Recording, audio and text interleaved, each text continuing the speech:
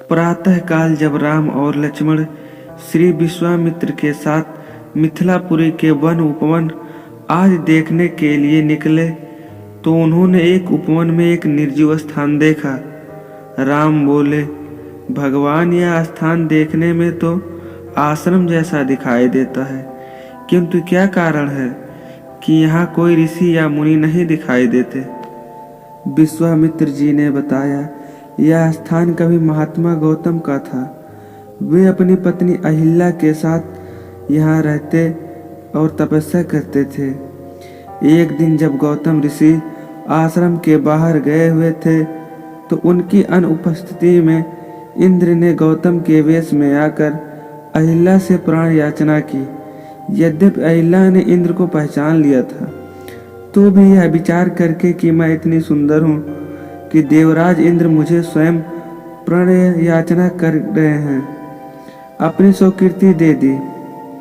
जब इंद्र अपने लोक लौट रहे थे तभी अपने आश्रम को वापस आते हुए गौतम ऋषि की दृष्टि इंद्र पर पड़ गई, जो उन्हीं का वेश धारण किए हुए था।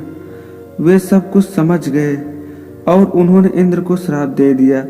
इसके बाद उन्होंने अपनी पत्नी को श्राप दे दिया, तू हजारों वर्ष तक केवल हवा पीकर कष्ट उठाती हुई यहाँ राख में पड़ी रहे।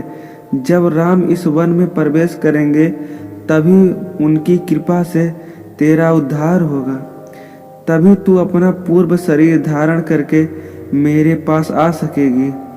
यह कहकर गौतम ऋषि इस आश्रम को छोड़कर हिमालय पर जाकर तपस्या करने लगे। इसीलिए हे राम, अब तुम आश्रम के अंदर आकर अहिल्या का उद्धार करो। विश्वामित्र जी की बात सुनकर वे दोनों भाई आश्रम के भीतर प्रविष्ट हुए।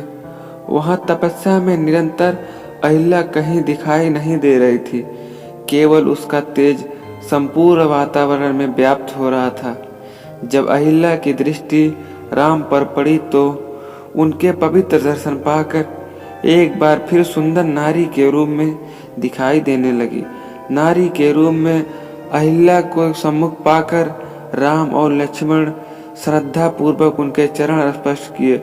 उससे उचित आदर सत्कार ग्रहण करके वे मुनि राज के साथ पुनः मिथिलापुरी को लौट आए। तो दोस्तों, आपको यह कहानी कैसी लगी प्लीज कमेंट करके बताइए। फिर मिलेंगे नेक्स्ट वीडियो में, तब तक के लिए बाय बाय।